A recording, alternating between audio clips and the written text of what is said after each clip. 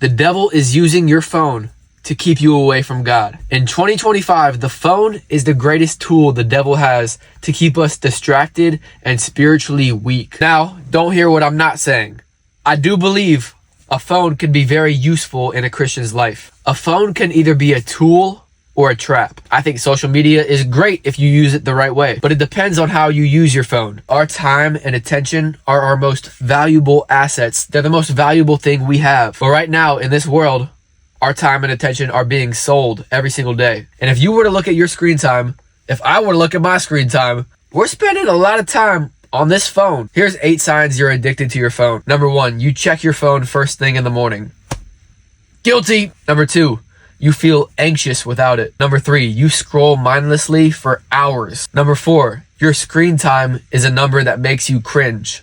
Ooh. Number 5, you seek validation through likes and comments. Number 6, you don't pray or read the Bible because you're too busy on your phone. Number 7, your free time is spent on your phone. When you have nothing to do, you're like, oh, it's time to scroll. Number 8, you lose sleep because you stay up too late scrolling. This topic hits home for me because everything I do is online. So I'm always on my phone. I'm always editing videos. I believe social media and technology can be used to do incredible things, but they can also be used to do terrible things. I believe the enemy is really using our phones to try to pull us away from God, to steal our peace, to create anxiety, and to distract us from what really matters, our relationship with God. If the devil can't make you bad, he'll make you busy. If he can't destroy you, he'll distract you. He'll keep you focused on all the things that don't matter to keep you from the only thing that does matter, your relationship with God. Even if you're like me, whenever I'm on social media scrolling and consuming content, it's always good content. It's always Christian content. But listen to me. There's a big difference between knowing about God and knowing God. You'll never be able to know God by scrolling content and by learning about him. The only way you'll get to know God is by spending time with him, by praying, by reading the Bible for yourself. Not just hearing what someone else has to say about God, but talking to God for yourself, hearing from God yourself. James 1:22 says, "Be doers of the word and not hearers only, deceiving yourselves." Guys, and I'm with you on this. I'm guilty of this too. We can get so busy doing good things that we forget to do the best thing, spending time with Jesus. We can get so busy trying to save the world that we forget about the one who saved us. Time with Jesus is never wasted, but time on this phone, a lot of the times it really is wasted. Learning about God means nothing if you don't obey him and spend time with him. Knowing all about God and not obeying him sounds a lot like the devil. Your phone can either be a tool or a trap. For example, you're watching this video right now. I think you're using your phone as a tool right now because I think you watching this video is a good use of your time. But I don't think it's the best use of your time. The best use of our time is spending time with God. Watching Christian content should be a supplement to a Christian. It shouldn't be their main thing. I love watching Christian content. I'm always watching sermons, watching Christian content on social media. I've learned some great things and they've made me go deeper with my relationship with God. But that's the thing. We need to make sure we have a relationship with God outside of just learning about God. But it's so easy to be distracted on this phone. Did you know the very first temptation in the Bible was distraction? In Genesis, the first temptation was when Eve was distracted by what she couldn't have. Does that sound familiar? Because that's exactly what social media does to a lot of us. You scroll and you see what all your friends and what all these people have, and suddenly you're comparing yourself. On social media, you're only seeing the highlights of people's lives. Eve didn't have a phone, but she was distracted by what she couldn't have, just like a lot of us. I'll be honest with you guys. There have been times where I wanted to pray, but I picked up this phone first and I never got to it. There's been times where I wanted to read the Bible, but I picked up this phone, I started checking notifications, and I never got to reading the Bible. Luke 11:34 says, "The eye is the lamp of the body." If the devil has your eyes, he will have your mind. I get it. I know a lot of you guys are watching good content. I don't know about you guys, but every now and then there will be a sinful, lustful, ungodly video that will come across my feed whenever I'm scrolling. You're either filling your mind with the word or the world. The world will fill your mind with fear, anxiety, worry, lies, and temptation. The word will fill your mind with peace, joy, love, patience, kindness, goodness, self-control, and truth. The phone is more than just a distraction though. It can be a gateway to sin. The number one sin people commit on their phones, I'm sure a lot of you guys can guess it, lust and watching porn. 68% of Christian men and 33% of Christian women admit to watching it regularly. And the phone is the gateway to that sin. It can happen when you're just scrolling mindlessly and something comes across your feed that's inappropriate and it makes you lust. Jesus said, "But I say to you that whoever looks at a woman to lust for her has already committed adultery with her in his heart." Another way the phone causes Christians to sin is gossip and drama. Hate, division, online fights, comment sections.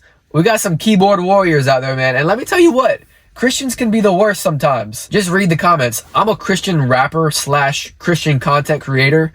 Some of the worst comments I've ever received were from Christians. It seems like Christians are more against each other than ever before. A lot of Christians nowadays, especially a lot of these Christian influencers, are more known for what they're against than for what they're for. And there's just so much gossip, drama, and negativity on social media nowadays. Sometimes I'll be guilty of it too. When I see Christian drama going on, I'll be kind of interested in like, what's going on here? Proverbs 18:8 says, "The words of a gossip are like choice morsels. They go down to the inmost parts." The Bible also says we should be slow to speak.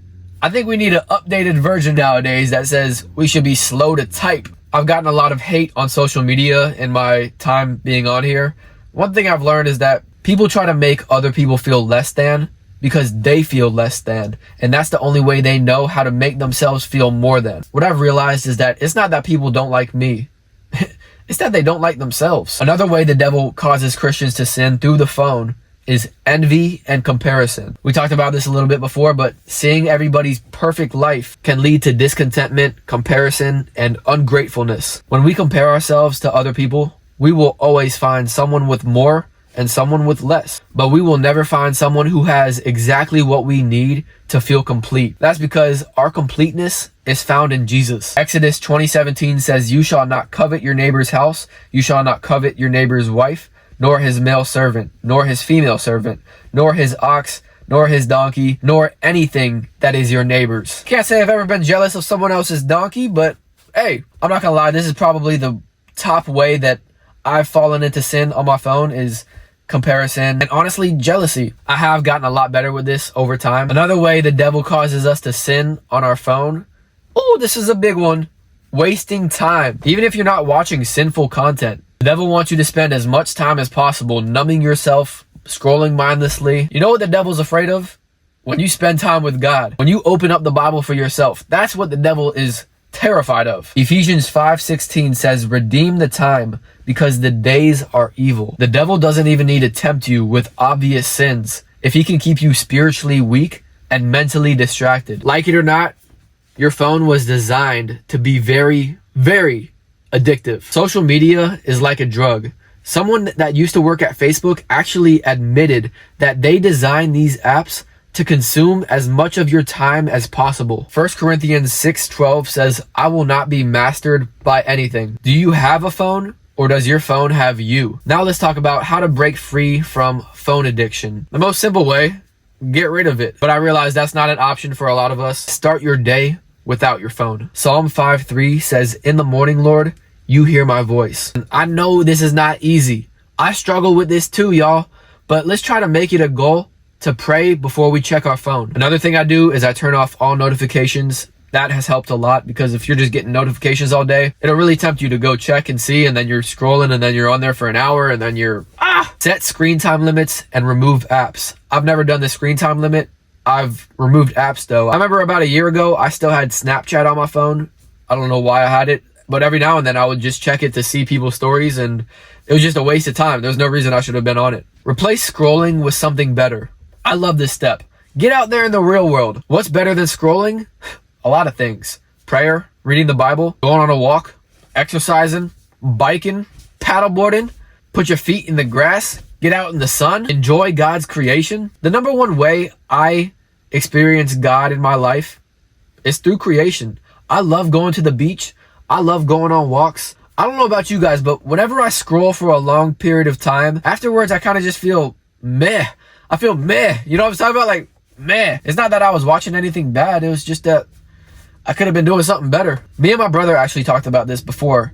He was talking about, he was scrolling one night and he woke up the next morning and he thought to himself, I don't even remember anything that I watched last night. And I relate to that because I watch a lot of Christian content, and I'll get done scrolling, I'll go about my day, and I won't remember anything that I had watched. I won't retain anything. Nowadays, we have too much information, but not enough wisdom and knowledge. Like I said earlier, it's a big difference between knowing about something and knowing it. Isn't it funny that our phones make us more connected than ever? We can reach anybody all across the world, but we're also more lonely than ever. Romans 12:2 says, do not be conformed to the world, but be transformed by the renewing of your mind. It's crazy, whenever you just go anywhere nowadays, it's the new thing to just be on your phone. Colossians 3:2 says, set your mind on things above, not on things on the earth. Your attention is currency. These apps may be free, but you are paying with your time. You might not be paying money, but you are paying attention, and that's infinitely more valuable than money. If you're struggling with fear, anxiety, jealousy, lust, ask yourself, what have you been paying for? The Bible says faith comes by hearing. So I kind of wonder, what else comes by hearing? What are you consuming every single day on social media that could be contributing to fear, anxiety, jealousy, and lust? Are you going to let your phone control you, or are you going to take control of your phone? Please comment down below your thoughts, your opinion, your ideas. I would love to hear from all of you. Please like this video if you thought it was helpful. Share it with someone who needs to hear it. I'm so thankful for every single one of you guys. You're using your phone as a good thing right now by watching this video. Just make sure you spend time with God and don't just spend time hearing about him. Make sure you know God and that you don't just know about him. That's all I got for you guys. God bless.